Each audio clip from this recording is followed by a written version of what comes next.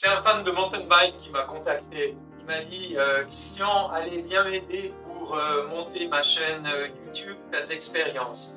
Alors on a tout posé et moi ce que j'adore faire c'est des mind maps. Comme ça on arrive à bien clarifier les idées. Tout le monde peut se rendre compte de tout ce qu'il faut parce qu'il y a passablement d'éléments. Alors ce mind map, ce qui est très intéressant, c'est que je l'ai réalisé tout simplement dans Word. Alors avec quelques astuces, je vais vous montrer comment j'arrive à réaliser ça. Ce qui est intéressant, c'est qu'on voit par exemple ici, qu'est-ce qu'il faut pour un canal YouTube? Ben, tout d'abord, trouver le sujet, puis l'image, elle est assez suggestive. Il s'agit de VTT. Ensuite, il faut réfléchir à l'audience. Il y a le matériel, de quoi on a besoin. Et puis ensuite, il y a le budget. Et puis les performances, par exemple. Mais si par exemple, je veux creuser le sujet sur la lumière ici, eh bien, je peux venir directement sur l'image, cliquer dessus, et puis ça m'emmène directement dans le document Word à la position où j'ai la description. Par exemple, ici, c'était la question de l'éclairage.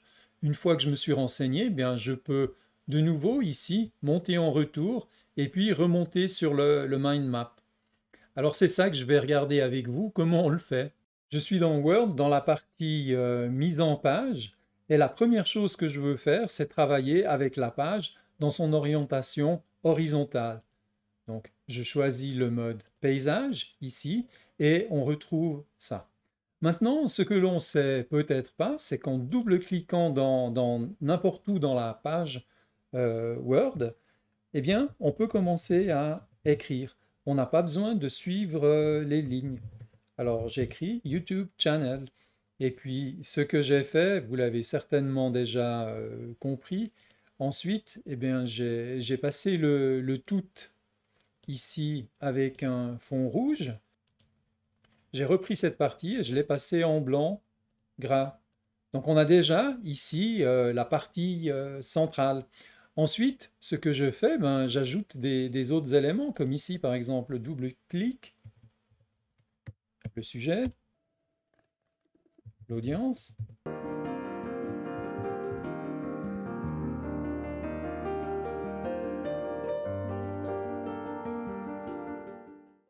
Je veux maintenant changer la couleur de la page de fond. Dans ce cas-là, je vais dans la partie conception, et puis couleur de page, et puis je vais prendre un bleu ici qui me convient bien, qui permet de mettre bien les choses en perspective. Alors, YouTube, il y a une petite correction à apporter, voilà, ça s'écrit avec un T majuscule au milieu. Dans la partie insertion, ici, je viens chercher les formes à disposition, et puis je choisis la ligne. Et puis ici, par exemple, entre le point central et puis le sujet, j'établis la première ligne et puis je vais venir la modifier. Je vais choisir par exemple que son épaisseur, ici on va prendre 1,5 et puis ensuite je vais venir aussi changer le type de ligne. Donc je vais passer avec des tirets sous cette forme-là. Donc on a déjà les premiers liens qui peuvent s'établir. Au lieu d'avoir ces opérations à répéter ici, je viens chercher la ligne centrale et en bas, ici, vous voyez que j'ai la possibilité de définir ça comme type de trait par défaut, ce que je fais. Donc maintenant, lorsque je vais venir au niveau de l'insertion ici, chercher de nouveau des traits, et puis que je dis que, par exemple, ici, je vais relier à l'audience, on voit que ça vient directement le type de trait qui m'intéresse. Je le poursuis pour tous les autres.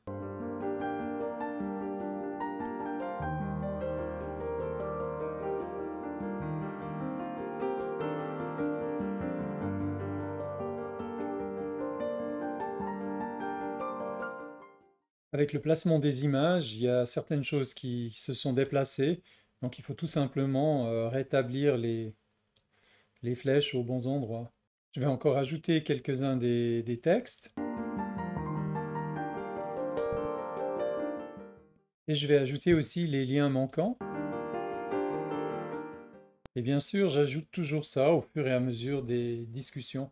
Donc voilà, on a déjà un premier mind mapping qui commence à prendre forme. Je vois qu'il me manque encore quelques liens que j'ai oubliés. Je vais maintenant établir la planification. Donc la première chose, c'est créer la chaîne. Ensuite, la première vidéo. Et puis après, on va admettre une étape de 5 vidéos supplémentaires. Et puis une revue. Un mind map, ça se veut visuel. Donc chaque fois qu'on arrive à insérer des symboles, c'est une très bonne chose. Au niveau du planning, eh bien ici, je vais représenter ça avec une grande flèche qui montre le déroulement. Ensuite, on peut commencer à mettre des dates.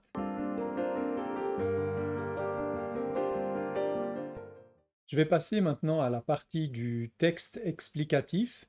Et puis pour ça, ce que je vais faire, c'est que je vais repasser en mode vertical.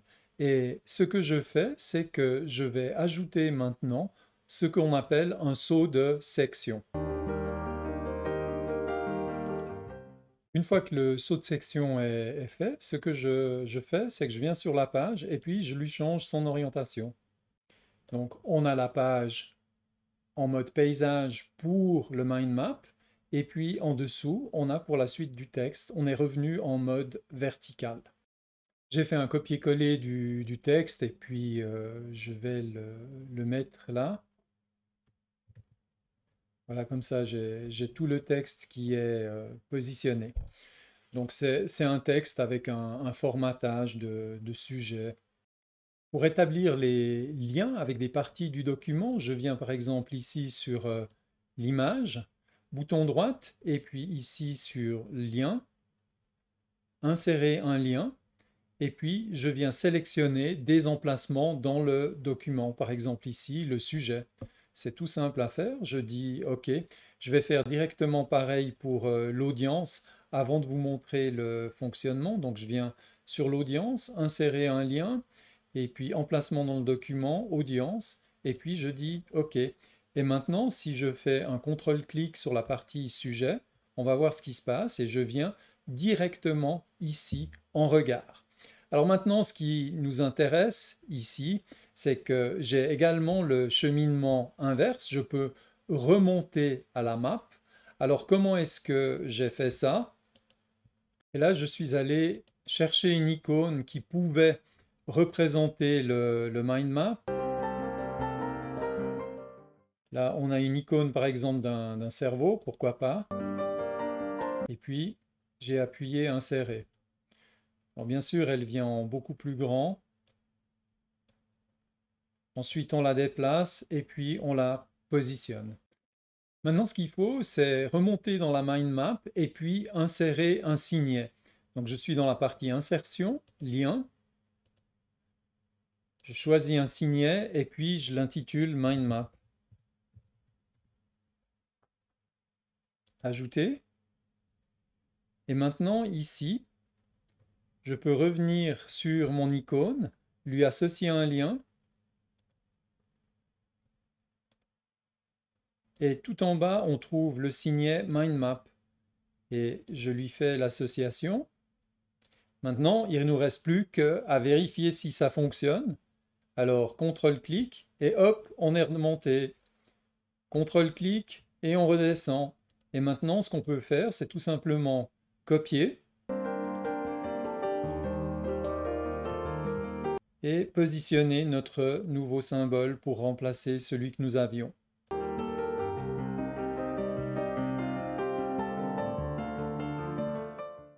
La dernière chose qui me reste à faire pour être le plus proche possible de ce que je vous ai montré, c'est de pouvoir maintenant mettre aussi un lien ici sur la partie de l'éclairage qui va sur un sous-chapitre ici. Donc par exemple ici, la partie light. Je dis OK, et maintenant on va essayer, et on arrive très exactement sur la partie ici qui décrit l'éclairage. Le mind mapping, c'est vraiment un sujet intéressant. Et maintenant, avec quelques astuces dans Word, on arrive à enrichir les documents, à les rendre interactifs.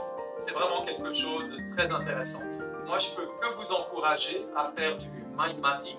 Ça m'est très utile dans beaucoup de situations, notamment dans les projets ou lorsque je suis en train d'assimiler des nouveaux sujets, des nouvelles matières.